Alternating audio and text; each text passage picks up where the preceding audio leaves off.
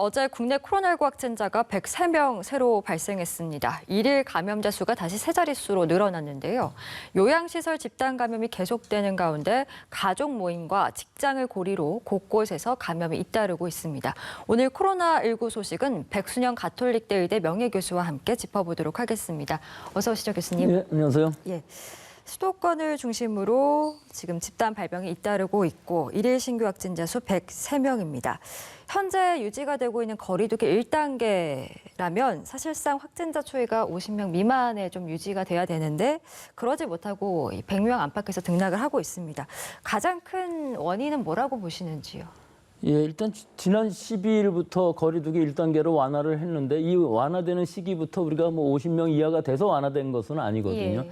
지속적으로 방역이 가능하기 위해서, 즉 생활 방역, 우리가 일상생활을 영위하면서 하기 위해서 이 1단계로 완화한 것이기 때문에 지금 그 1단계로 완화한 성적표로 보면 나쁘지는 않습니다. 100명 전후로 나타나고 있고 또 양성률도 상당히 잘 안정적으로 유지가 되고 있기 때문에 그런 부분은 문제가 없는데 실제 상황으로 보면은 내용은 이 재활병원, 요양원 같은 데 있어서의 집단 발생, 특히 서울 수도권에 이런 요양병원들이 많기 때문에 여기서 30% 되는 사람들이 이런 환자들이 나온다는 것은 굉장히 우려할 만한 일이고요. 또 그 이외에도 여러 가지 그 지인들의 모임이라든지 뭐 골프장이라든지 다양한 곳에서 산발적인 집단 발생이 일어나고 있어서 어느 정도 통제는 되고 있지만 항상 아슬아슬한 순간이 이어지고 있고 또한 지금 날씨가 추워지는 계절로 가고 있기 때문에 이 바이러스의 감염에 대해서는 취약해질 수밖에 없는 상황이 안심할 수가 없어서 올 겨울 특히 잘 보내야 되겠습니다. 예, 일상과 방역의 조화를 만들어 나가야 하는 시점에서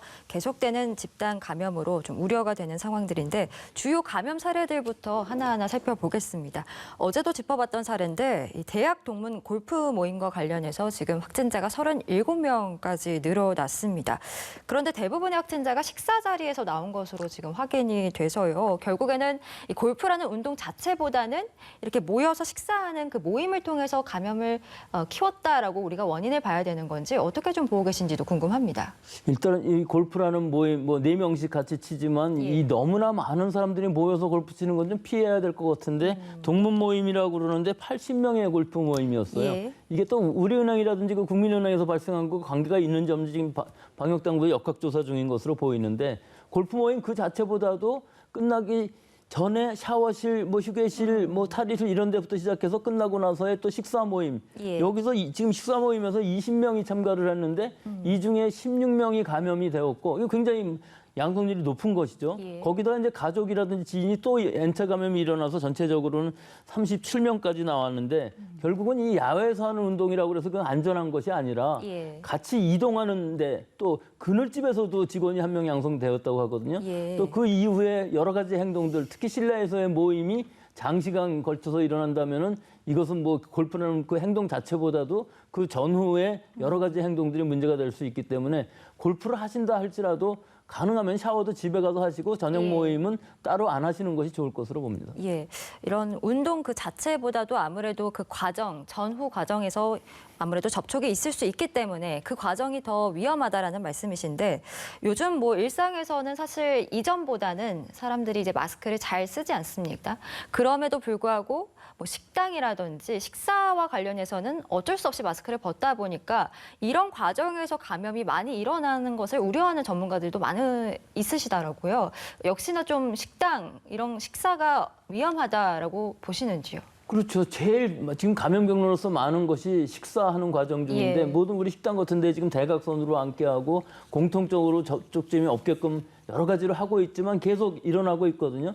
그래서 제일 먼저 식당 업주분들께서는 거리두기라든지 탭을 띄워놓기라든지 여러 가지를 다 하시지만 일단 주기적으로 환기, 소독을 잘 하시는 것하고 또 결국은 여러 지인들이 많이 모이는 장소에서 장시간에 걸쳐서 마스크 벗고 식사하면서 대화를 하게 되면은 식사 그 자체보다도 대화하는 데에서 상당히 많은 감염이 일어날 수 있기 때문에 지금 올 겨울이 지나가는 동안에 있어서는 이렇게 대규모의 식사 모임 좀 자제하시고 같이 식사를 하신다 할지라도 가능한 식사 후에 마스크를 쓰시고 장시간 대화를 하시더라도 예. 식사를 장시간 하면서 대화를 하시는 것은 좀 피하는 것이 좋은 시기라고 봅니다. 예, 뭐 식사와 관련해서 이런 방역에 대한 어떤 점검이 좀 다시 한번 필요한 시기라는 생각이 듭니다.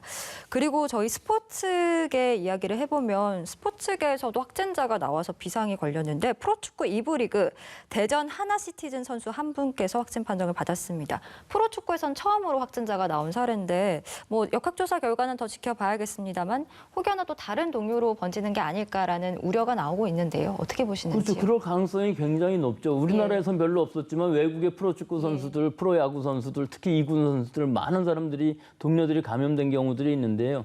이거는 이 팀의 특성상 같이 운동을 하고 같이 샤워하고 같은 장소에서 장시간 같이 이 팀을 이룰 수밖에 없는 상황이기 때문에 밀접 접촉이 많이 일어나고 또 실내에서의 밀접 접촉도 많을 수밖에 없는 상황이기 때문에 예. 앞으로 좀 확산될 가능성은 충분히 있어 보여서 빨리 자가 격리하고 빨리 진단해서 격리하는 것이 중요한 시기라고 봅니다. 예, 저희 지역도 좀 살펴보면 강원도 원주 사례 좀 보겠습니다. 8명이 추가로 확진이 돼서 지금 원주시가 좀 비상이 걸렸는데 문제는 최초 감염자도 모르고 감염 경로도 모르고 초등학생 한 명이 확진을 받았는데 이분이 또 등교 수업을 했다고 합니다.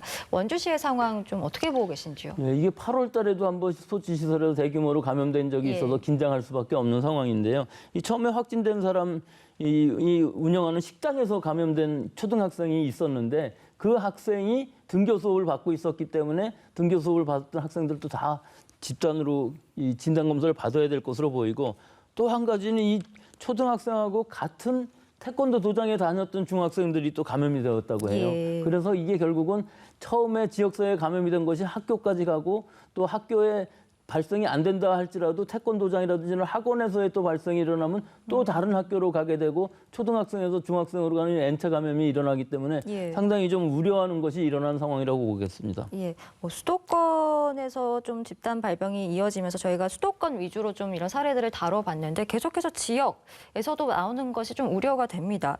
또 인천에서는 소방관 5분께서 확진이 되셨습니다. 소방서가 지금 폐쇄가 된 상황인데 사실상 소방서는 국민의 안전을 책임지는 공간인데 이런 곳이 폐쇄가 된다라고 하면 결국 안전 공백으로까지 번질 수 있어서 좀 걱정이 되거든요. 예, 결국은 노년 고전 119 안전센터 두 예. 곳이 폐쇄가 되었고 뭐 대대적으로 지금 전수 검사를 하고 있는 중인데 결국은 여기서 소방관하고 사회복무요원까지 합쳐서 290명 정도가 진단 검사를 받고 있고요. 예. 또 결국은 이 두 개의 곳이 폐쇄됨으로 해갖고서 소방이라든지 구급에 이 업무 공백이 생기기 때문에 이 부분들은 이제 대응 매뉴얼에 따라서 이 피해를 최소화하는 방향으로 가고 있고 앞으로 당분간은 좀 업무 공백에는 어쩔 수 없을 것으로 보입니다. 예, 안전 공백에 대한 우려까지 나오고 있는 상황이라서 저희가 좀 짚어봤습니다. 독감 백신 얘기로 좀 넘어가겠습니다. 독감 백신을 맞고 이틀 만에 숨진 것으로 지금 신고가 된 인천 고교성의 부검 결과가 나왔는데 국가수에 의하면 백신이 사망 원인과 관련이 없다라는 결론을 내렸습니다. 다만 이 몸속에서 치사량의 독극물이 나왔는데 이게 아질산염이라고 지금 나오고 있습니다. 어떤 물질인지 좀 설명을 부탁드리겠습니다. 이 학생이 17살 고3 인천 학생인데 예. 14일 날 접종받고 16일 날 사망을 했거든요. 국가수에서 1차 부검을 했을 때 관계가 전혀 없다. 즉 독감 백신하고는 관계가 전혀 없다고 발표를 예. 했는데 사인을 발표를 하지 않으셨어요. 근데 지금 발표한 것으로 보면 아질산염이 위 속에서 4g이나 검출이 되었다고 하거든요. 예. 근데 이게 4g이라는 게 사실은 엄청난 수입니다.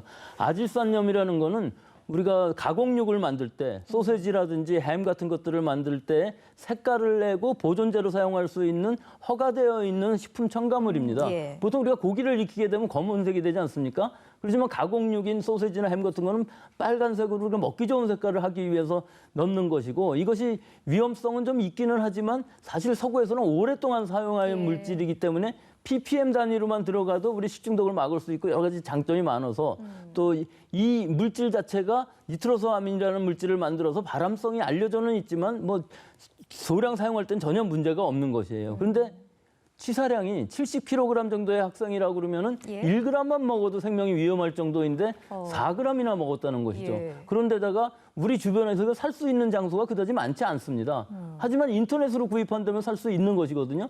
따라서 이건 독극물의 속하는 것인데 이것들을 마음대로 살 수 있는 이런 부분들 좀 어느 정도 규제가 되어야 될 것으로 보고 또 관리가 지금 안 되고 있는 상황이기 때문에 이 치사량이 굉장히 적은 물질인데 독극물로 알려져 있지 않은 이 물질을 어떻게 알고서 이 극단적인 설정을 했는지는 잘 모르겠습니다. 이건 수사의 영역이기 때문에 잘 모르겠습니다만은 이런 양이 만약에 복용이 되었다 그러면은 이 독감 백신하고는 전혀 상관없이 사망할 수 있는 상황이기 때문에 이 인과관계는 백신하고는 상관없는 사인이 충분히 설명은 된 것으로 보입니다만은 그 사실은 그 왜 그런 행동을 했는지에 대해서는 우리는 알 수는 없습니다. 예, 뭐 말씀드린 것처럼 수사의 영역이기 때문에 이 부분에 대한 뭐 것은 저희도 정확하게는 알 수는 없습니다만 경찰에서는 일단은 고교생이 구매를 한 것으로 지금 보고 있는 것 같습니다.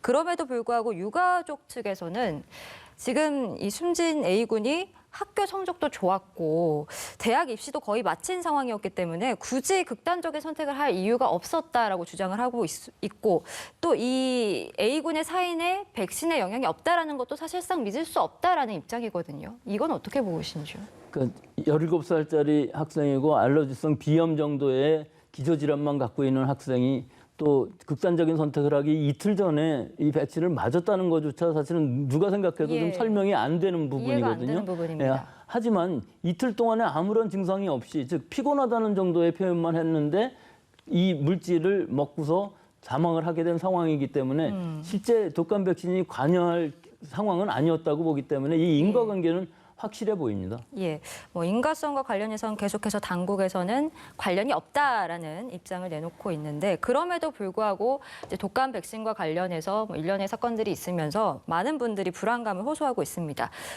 어제 이제 박능우 보건복지부 장관 그리고 정세균 총리가 독감 백신을 맞았고 오늘 이제 정은경 질병관리청장도 내일 접종을 하겠다라고 밝힌 상황입니다. 뭐 불안감을 잠재우기 위한 이런 움직임으로 보이는데 이런 모습들은 좀 어떻게 보고 계신지요? 그렇죠. 예, 이렇게 실제로 맞아서 이것이 안전하다는 것을 보여주는 것도 굉장히 중요할 것 같고요. 예. 사실 이 예방 백신이기 때문에 뭐 10만 명이 한 명이 사망한다든지 하면 그거 자체가 벌써 의미가 없어지는 상황이거든요.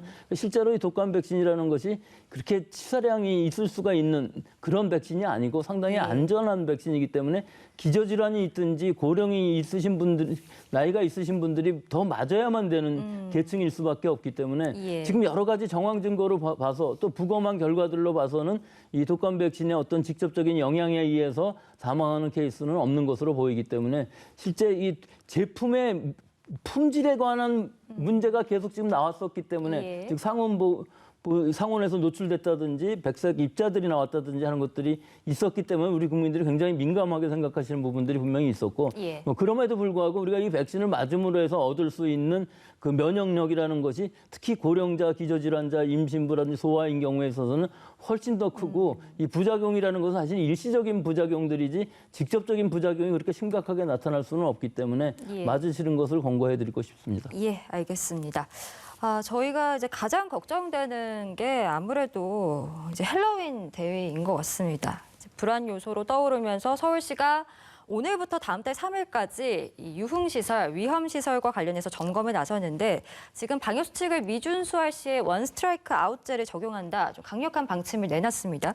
그럼에도 불구하고 이게 축제다 보니까 과연 잘 지켜질까 좀 걱정이 되는 부분도 있어서요. 제일 중요한 것은 사람들이 많이 모이지 않아야 되는 것이죠. 즉 클럽 같은 실내에서 사람들이 많이 입장을 하게 되면 어떠한 방역수칙도 지켜지기가 어려운 것이거든요.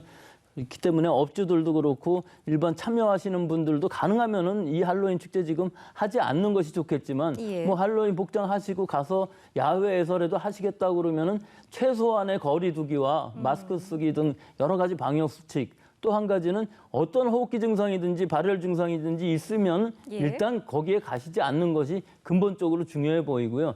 전체적으로 봤을 때 모든 그 유흥업소들이 밀집해 있는 지역에 있어서의 인파가 몰리는 것을 막지 못한다면은 사실 그 이태원 집단 발생이 일어났던 5월 초 같은 이런 상황이 다시 재현될 수 있는 가능성이 충분히 있기 때문에 그렇게 되지 않기 위해서는 상당히 조심을 해야 되는데 5월 초만 해도 우리가 일단 사회에서 발생하는 하루의 확진자가 한 자릿수였었지만 우리 마음속에서 좀 연유이면서 해이해졌던 점이 분명히 있어요. 하지만 지금 100명을 왔다 갔다 하는 정도의 확진자 수에서 만약에 또 해이해진다 그러면 그때보다 더 큰 집단 발생이 일어날 수 있고 이거 통제할 수 없는 상황까지 갈 수가 있기 때문에 예. 이번 주말 가능하시면은 하지 마시되 또 일단 그런 파티에 참석하신다 할지라도 좀 더 방역수칙 잘 지키고 좀 뭐 간단히 한마디로 말씀드리자면은 음주 가무를 너무 폭발적으로 예. 하지 마시고 좀 절제된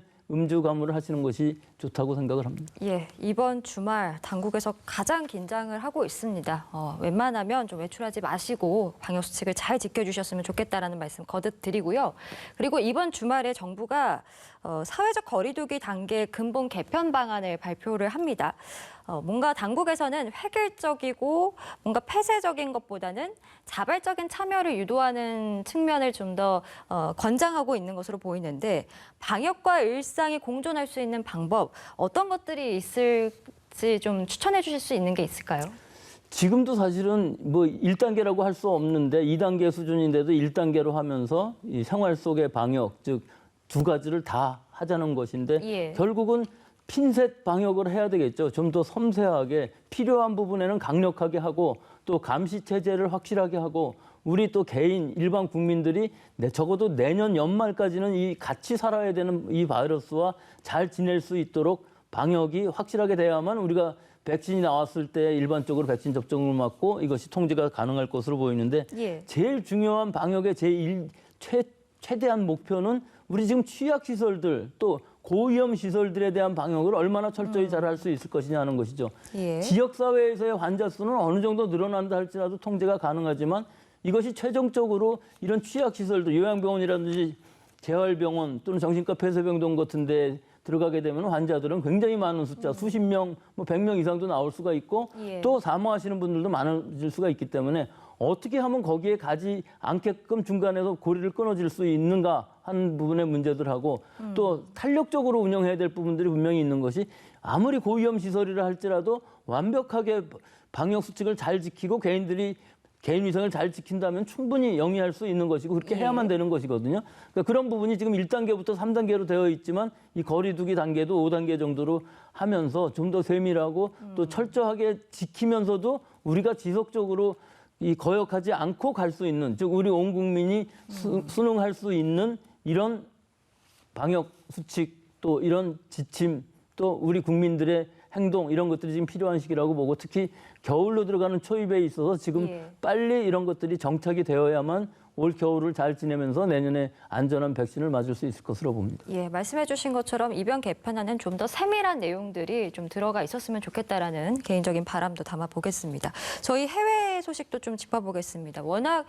이제 해외 상황이 좋지 않아서요. 그중에서도 이탈리아의 상황이 굉장히 좋지 않습니다. 확진자 수가 22,000명에 육박을 한 상황이고 하루 새 발생한 사망자 수가 221명으로 200명을 넘었습니다.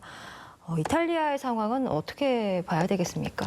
이탈리아가 우리 코로나 초기부터 굉장히 심각한 롬바르디아를 주로 한 이 북부 지방에서 굉장히 대유행이 일어났었죠. 예. 이때 그 사망자들이 하루에 거의 900명씩이나 나왔었어요. 의료 시스템 자체가 붕괴되었었고 이때는 봉쇄도 했었죠. 근데 지금 이탈리아의 인구가 6천만 명 정도예요. 우리보다 예. 약간 더 많은데 2만 명씩 나온다는 건 상상을 초월할 정도로 많은 환자들이 나오고 있고 예. 양성률, 즉 진단검사 수에 따른 확진자의 수가 13%에 이르고 있습니다. 우리나라의 경우는 대부분 1% 전후로 왔다 갔다 하는데 10배가 넘는 확진자 수가 나온다, 양성률이 나온다는 것은 일단 일반적인 지역사회에 있어서의 감염이 상당히 만연되어 있다는 것을 뜻하는 것이기 때문에 이게 지금 우려할 만한 수준이고요. 전체적인 누적 환자 수만 해도 56만이고 사망이 3만 7천입니다. 예. 그렇기 때문에 이탈리아인 경우에 있어서는 지금 어떻게 보면 속수무책인 상황이고 통제가 불가능한 상황이기 때문에 어느 정도 봉쇄 수준으로 가야만 하지 않을까 생각은 하지만 이탈리아에서 처음에 북부 봉쇄를 했을 때 효과가 그다지 크지 않았어요. 그래서 이런 정부 당국의 방역의 통제보다도 일반 국민들이 그 방역 수칙을 얼마나 잘 지키느냐는 것이 더 중요한 상황인데 지금 그 유럽 각국이나 미국 같은 경우에 있어서는 그런 통제들 또는 예. 일반 국민들의 그 수능도가 상당히 떨어지는 것으로 보여서 굉장히 우려스럽고 아직도 피크를 가지 못하고 있는 상황이기 때문에 올 겨울철에 점점 더 추워지면서 이 환자 수가 더 나빠지는 것이 지금 우려되는 그런 상황입니다. 예, 뭐 우리나라랑 비교를 해주시니까 그 심각성이 얼마나 큰지에 대해서 좀 확연하게 느낄 수 있는데, 뭐 봉쇄 조치 얘기도 해주셨지만 사실 이런 상황에서는 봉쇄밖에 답이 없다라는 또 일각의 시선도 있는 것 같고, 뭐 수능을 제대로 하지 않는다 해도 결국에는 답은 봉쇄다라는 이야기도 있어서요. 뭐 어떻게 좀 이런 상황들을 타개해 나가야 하는지 그 부분도 좀 조언을 해주시죠. 이제 뭐 답으로 보면 방법은 없어 보입니다. 예. 예, 중국 같은 경우에 있어서는 봉쇄가 잘 들어서 방역이 되었고 지금은 통제가 가능한 상황이 되었지만, 이탈리아의 경우에 있어서는 봉쇄를 한다고 해도 그 완벽한 봉쇄가 어렵고 예. 결국은 이 봉쇄의 효과를 그다지 많이 얻지를 못했어요. 그래서 지금도 어떻게 보면 이탈리아 당국에서도 봉쇄를 하게 되면 경제가 완전히 망가지는 상황이 되는데 또 반항심도 굉장히 커지고 거역하게 되는 상황이 되기 때문에 봉쇄를 하기는 하되 어느 정도 이 절제된 봉쇄를 할 수밖에 없는 당국의 고민이 분명히 있을 것으로 보입니다. 따라서 예. 이 이탈리아 같은 경우에 있어서는 전국이 다 그런 건 아니지만 대도시 지역에서부터 시작한 지방으로 확산되는 것들을 또 많이 막아야 되고, 북부 지역은 의료 시스템이 상당히 잘 되어 있습니다만 남부 쪽에는 의료 시스템도 굉장히 열악하기 때문에 봉쇄 또 의료 체제의 정비 이런 것들이 다 같이 이루어져야만 사망자, 피해자가 줄 수 있는, 즉 봉쇄뿐만 아니라 여기서는 완화 정책으로 피해를 최소화하는 방향이 같이 가야만 되는 이런 국가라고 보겠습니다. 예, 뭐 우리나라만 방역을 잘한다고 되는 것이 아니라 이렇게 해외 유입으로 인한 우려도 계속 커지고 있는 상황이기 때문에 저희가 가장 좀 심각해 보이는 이탈리아 사례까지 짚어봤습니다. 오늘 코로나19 소식은 백순영 가톨릭대 의대 명예교수와 함께했습니다. 오늘 말씀 고맙습니다.